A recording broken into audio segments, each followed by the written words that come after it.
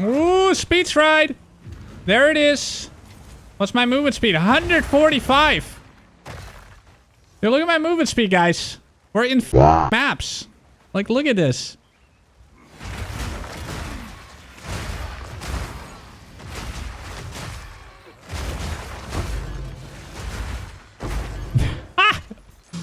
What the fuck, dude? Warrior, by the way. Hey guys, what is going on? KingKongor here with a updated build guide for the Ancestral Stampede. Boy, did a lot change, and holy crap, am I excited for Warrior. Everyone has been saying Warrior is bad, but wow, I am so quick now. Currently sitting at 90% movement speed, and in maps when I kill stuff I get onslaught, so it's 100. And there is still so much movement speed we could get. We could get like 20% on a belt, and boots can go up to 65%. Meaning that we could potentially go all the way up to 150% movement speed. And that is without sprinting. So with sprinting, you would have another whole bunch of it. So it's just crazy. As you can see, I also have this pet with me. There will be a link to the Reddit post that explains how to get the hasted aura. It's on the Mobalytics. But yeah, let's go over everything so you can see how it works. And as always, we start with the gems. So gems, a lot has changed here. Mace Strike you can kind of ignore. I'm using Mace Strike to just get a couple gem sockets. Why? You'll know in a bit. For single target, we're now using Rolling Slam. Rolling Slam with Close Combat, Heft, Heavy Swing, Brutality 3, and Defy, because we are always surrounded. Basically, this is also blob magic. Insufficient mana doesn't prevent you the use of supported skills while surrounded. So you can basically use this even when you don't have any mana, which is awesome. Seismic Cry with Tireless, Raging Cry, and Life Tap. Infernal Cry with Tireless, Cooldown Recovery 2, Raging Cry, and Life Tap. And then Stampede, this is your clear. Cold Attunement, Defy 2 again to make it free. Fist of War, and Lucky Damage, by the way. Not to forget, Lucky Damage on these two. Fist of War 2 for that ancestrally boosted stuff. Momentum, and Aftershock 2. Shockwave Totem, this is for single target, and I will explain how to do the single targets after I went over everything. But Shockwave Totem with Font of Rage, Rapid Attacks 3, Prolonged Duration, and Armor Break to break the armor of the target that you're killing. Forge Hammer, also only for single targets, Fist of War 3, Defy 2 to make it free, Elemental Armament 2, and Fire Penetration 2 is what I'm currently using. I might change like the last one, but I'm not sure yet. That works for me. Wind Dancer, this one is super strong. Basically, if you're sprinting and a monster hits you and you fall on the ground, this will most likely actually save your life. So if you can get this, you will need a lot of stats though. You need 126 dex. So Astramantis is actually very affordable and could help you out a lot. Couple divines and you'll have a Astramantis. It's like 2 or 3. It's kind of cheap. I have a Rage 3 on there, Life Leads 3, and Maim. Herald of Ice, this is for clearing. It gets procced by Stampede and together with Polky.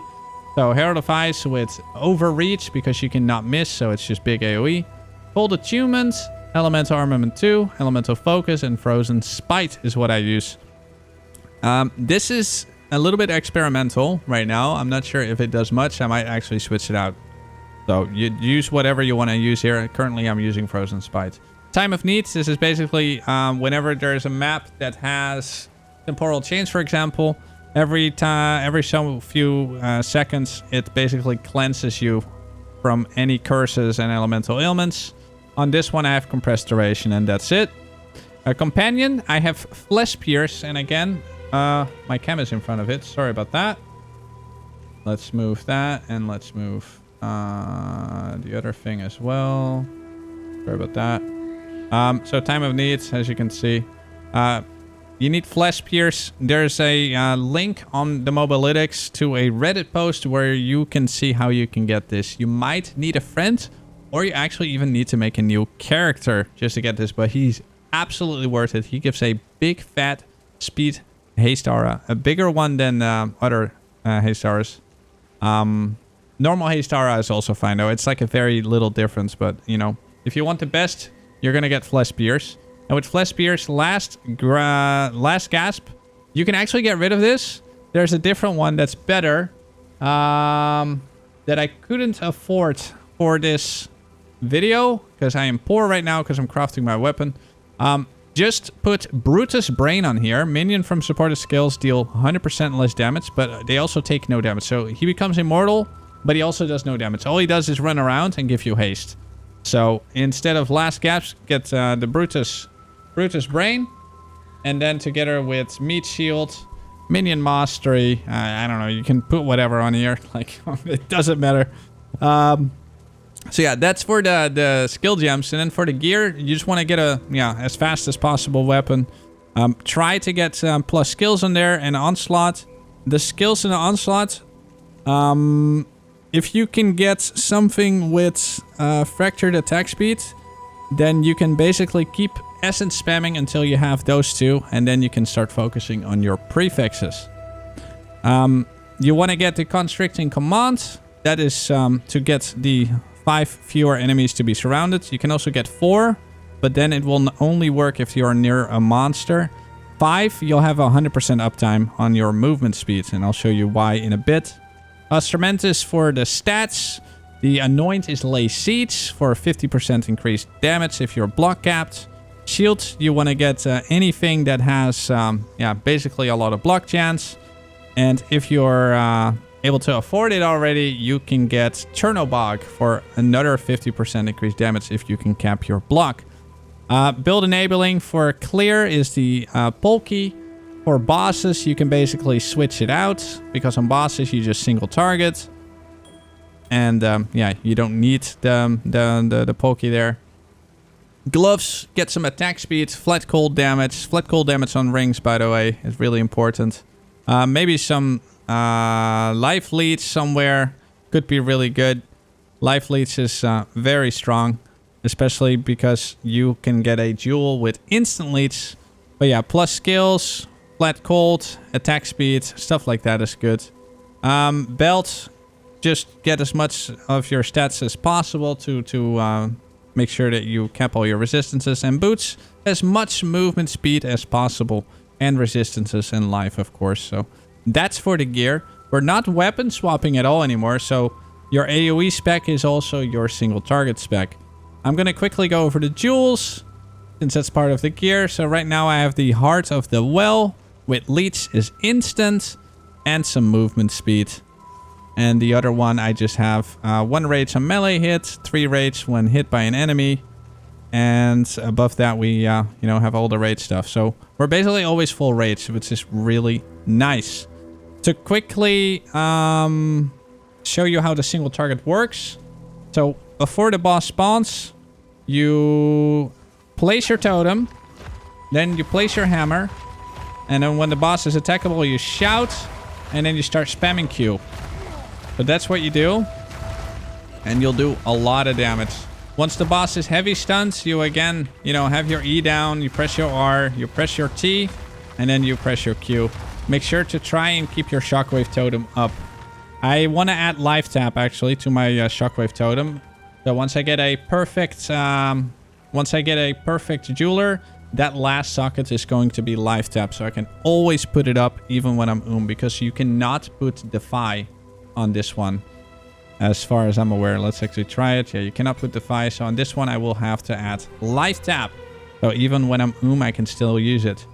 But Defy allows me, as you can see, I have no mana, but I can just keep throwing it, which is really nice. And this is just, you don't need blood. Magic in order to just ignore your mana, which is fantastic. I love it. All right, the passive tree. So, because of this helmet, we have the surrounded tech here, which means this all has a 100% uptime. So 37, 37, 37. Because we're a Titan, we get those nodes become a lot bigger. 100% increased damage. 10% movement speed, bigger roll. Look at that big ass roll. It's fantastic. And then here we have 20% attack speed, 45% armor, 37 damage. Really good.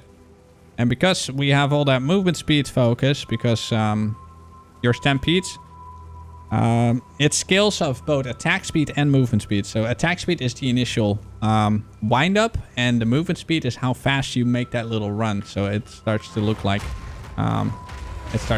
this. It looks really good, really nice and smooth, as you can see. But this is just for clearing AoE. You want to have the momentum. You want to have light on your feet. Some attack speed. And this one's also really nice. Here's a bunch of strength, but gem enthusiast. 5% maximum life if you have at least 10 red support gems socketed.